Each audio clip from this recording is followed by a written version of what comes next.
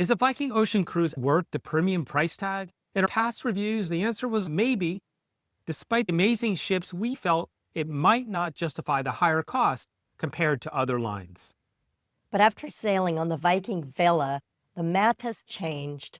This experience exceeded our expectations.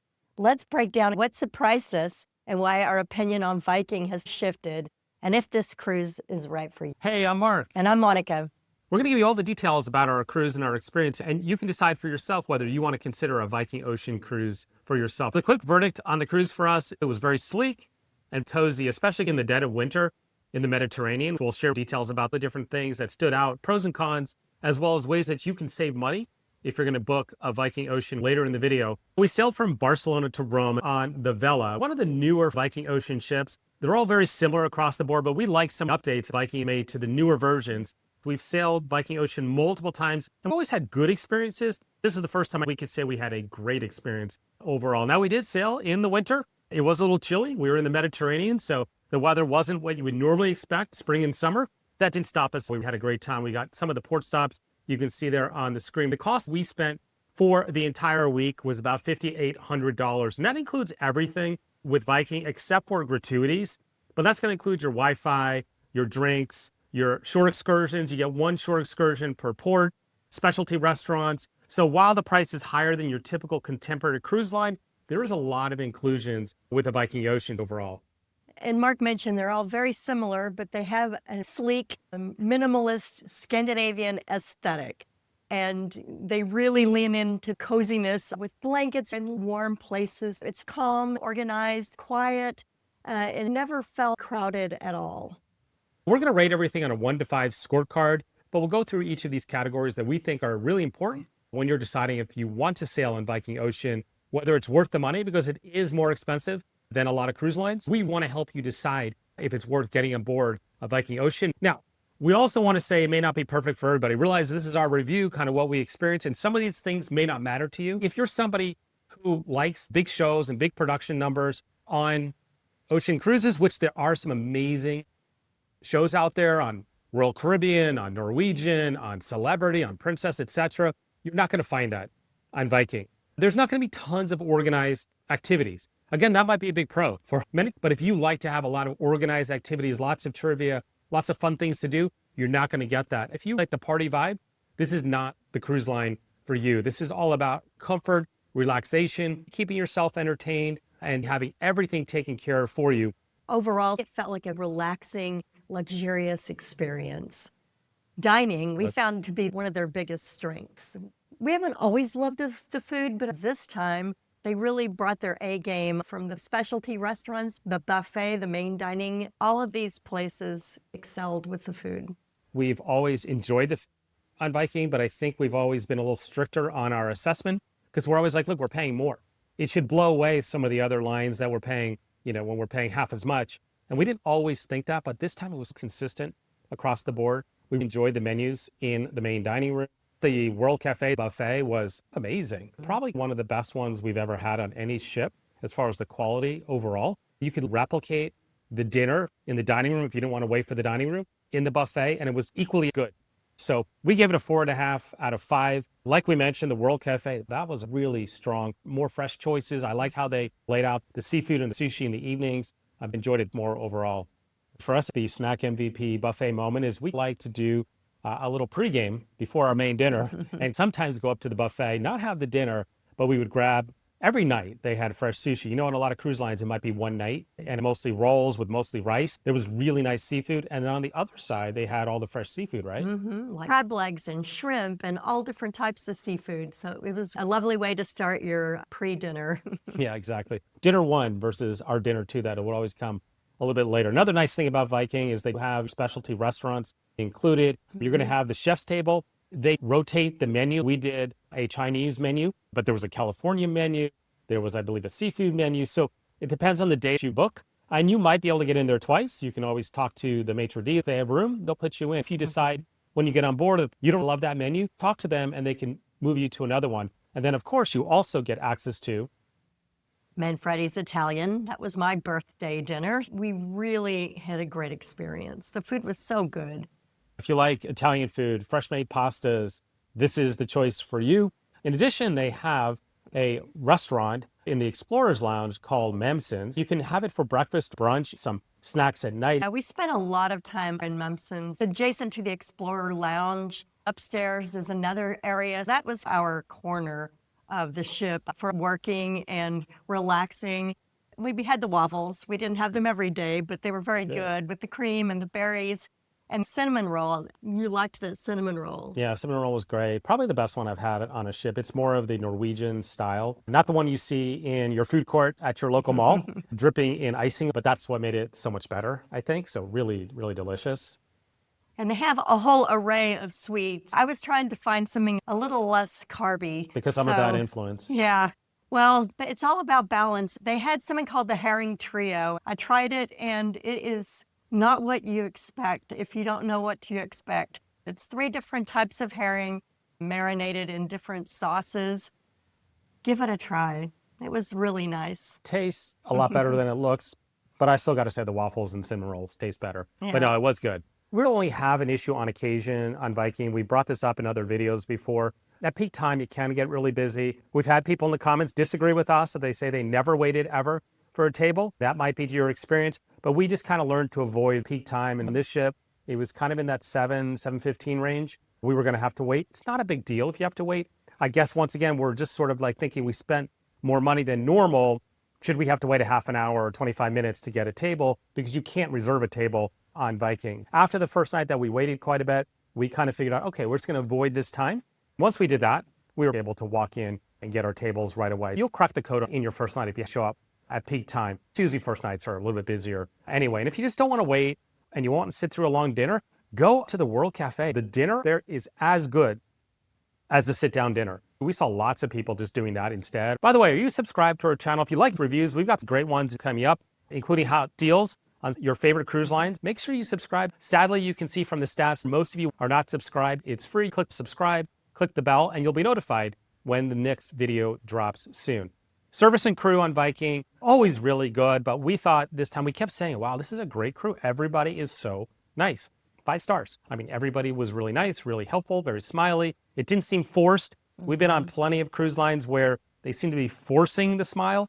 I don't know, it didn't feel like that. So let's talk about the stateroom and comfort, a big part of your cruise. We gave the stateroom a 4 out of 5. We did get a little lucky. We got an upgrade to a penthouse veranda, but it's not dramatically different than a regular veranda cabin. That's what we booked originally, the deluxe veranda, which we've been on before with Viking, and it's great. So it's not dramatically different. There's a few additional perks and amenities that come with it that we didn't even get to use because a lot of those have to do with booking in advance. So we got that upgrade super, super late. But what'd you think overall about the stateroom? Yeah, I love the stateroom. It was a lot more roomy than I expected, and the bathroom was quite large as well. I love the layout. I like the vanity storage. We had plenty of storage for everything. I love the balcony as well. Yeah, you kept saying how cozy it was. You have heated bathroom floors. The heated bathroom floors were amazing. If we had one complaint, it's that the bed wasn't as cozy as what we've experienced recently on Azamara and even on Allure of the Seas. So it felt like it was too light, the bedding.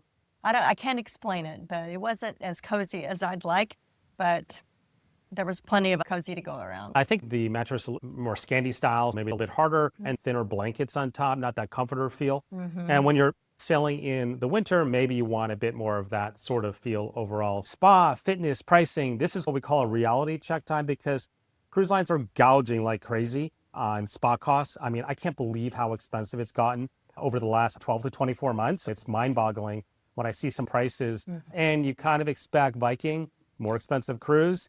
Here comes the gouge. It was kind of a shock to me. And it's why in parts, we really gave the spa a 4.5 out of 5.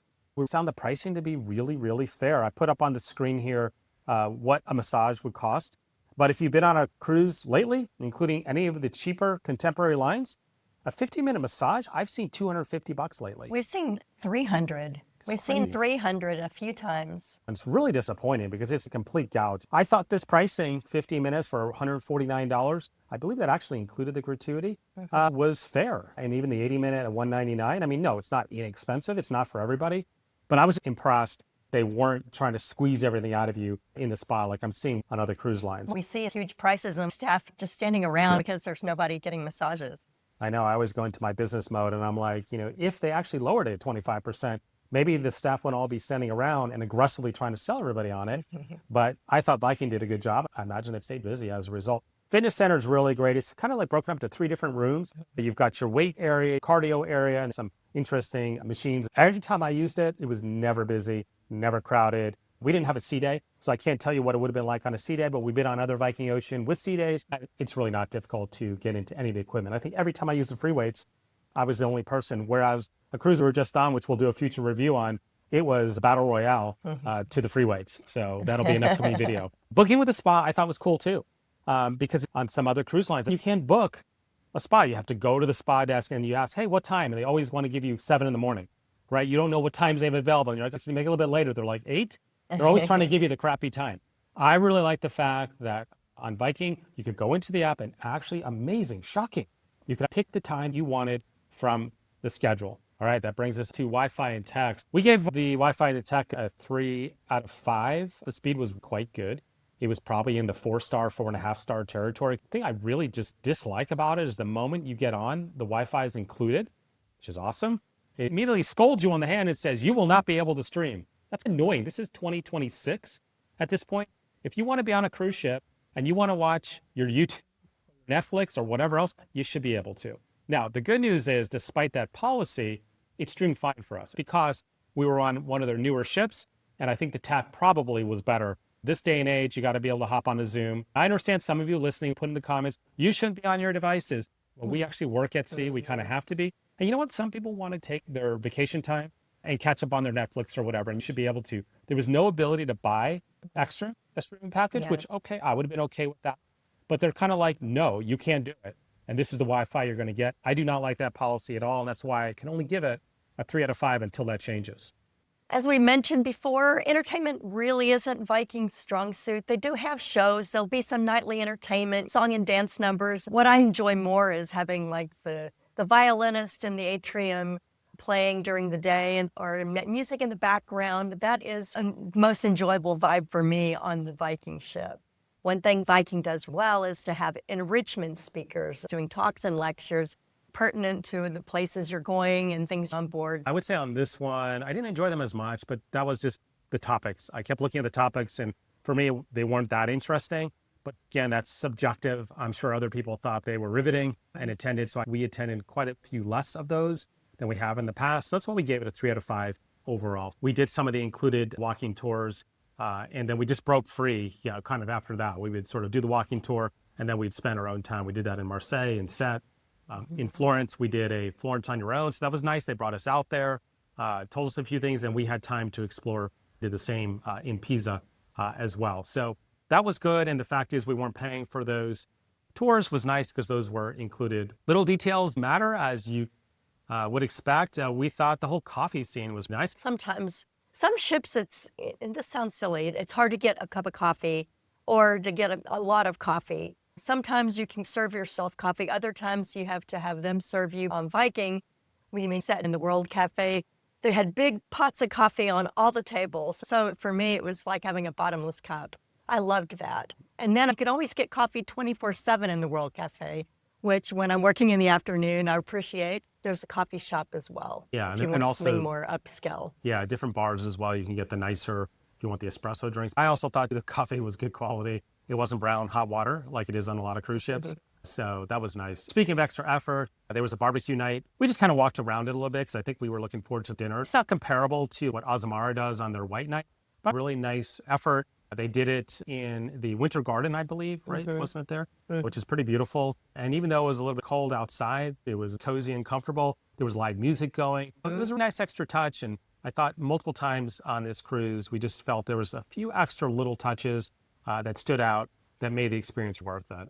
So the bottom line overall, we would give this a 5 out of 5. And if you've watched our channel before, we've done other Viking reviews and comparisons. We've always been positive, but never 5 out of 5, right? It's always been 3.5 or 4. This one was hard to knock. I mean, it was pretty minor. We talked about bedding in the room, the Wi-Fi, no streaming. Kind of hate that. A little lighter on the entertainment and enrichment. Wasn't our favorite this time, but everything else was a win overall. And while we know we spent a little bit more with all of the inclusions, we actually think it was completely worth it. So our scorecard, you can see on the screen, virtually everything scored very high and well above average. Overall experience, I think we said repeatedly during the cruise that we're really loving this. I'm thinking maybe we should do a transatlantic next time. In the dead of winter, there's no better place to be than on a Viking ship. Scandinavians know how to stay warm, so I really appreciate that. Want to give you some ideas on how to save money on Viking Ocean, because it's not a discount cruise by any means. So you are going to be spending some money above average. There's a lot of inclusion. Pricing tends to be very consistent. Don't look for a lot of sales. Don't look for a lot of slashing, buy one, get one frees, all this sort of thing. You're really not going to see it. The price is going to stay consistent. My advice is always book as early in advance. Don't expect last minute deals. We typically don't see it. If you sail on Viking, they will give you a loyalty discount, about $200. After you sail the first time and you come back within a certain amount of time and book again, you can get a discount. So make sure you take advantage of that. Book on board. There are many times book on board specials. If you see anything they're offering, it's worth getting. Another bit of advice is your travel advisor many times can give you onboard credit. We see as travel advisors a lot of promotions with Viking that we have access to, and usually we can add some additional onboard credit, can help pay for gratuities. Make sure you get something like that. You should get some extra perk from your travel advisor. Other ways to save money on Viking: be flexible on dates. Often somebody gives me a date and I go, if you'll go a week later or 2 weeks earlier, the price is suddenly 10%, 15%, 20% less. If you're a little flexible, that's how you can game the system with Viking. May can be very different than June with pricing. September can be different than October, and the weather might not be very different overall. So a little flexibility will go a long way. And just decide if it's really worth some of the more premium cabin categories. You do get some additional perks and amenities. You get to book in advance quicker on the dining and excursions, but decide if it's worth it. If you mark on your calendar the day they open up your shore excursions and your dining, I've always been on that day. I'll have it and go in the first hour. I pretty much always get everything I want. Do you really need 15 days more in advance? Sure, you'll have your pick, but I think it's worth it. Cabin categories, and it does make a big difference on the price. Those are the best ways to save money on Viking. If you're ready to set sail on Viking or any cruise line, you may not know, we can personally work with you, myself and Monica. Go to the link on the screen, digitalroamads.com/cruising, or use that QR code. It'll take you right there. Just tell us what you're looking for, and we'll do the hard work and effort, kind of finding you where those value and savings, and hopefully provide extra perks, amenities, and onboard credit. Looking forward to working with a lot of you. Would we sail Viking again? Absolutely, we would sail Viking again. And as Mark mentioned, this is maybe our 4th ocean cruise on Viking. This one was the best yet, and I would love to do a transatlantic, but definitely maybe look at their more exotic itineraries as well. You have a lot of great ships. You have a lot of amazing itineraries. You've seen it in other videos in our channel, and I'll put a link in the description down below. We had some great deals on Viking transatlantics that we posted in a video recently. Do us a favor, put in the comments down below, have you sailed Viking Ocean? Did you love it? Something in between? Hopefully you loved it, but if you didn't, go ahead and tell us, what was your pros, what were your cons? If you have one booked, share with us what you've got coming up. If you have questions about a Viking cruise, we're more than happy to answer any and all questions. We reply to all comments, so go ahead and put those below. So with that, We'll see you out there. see you out there.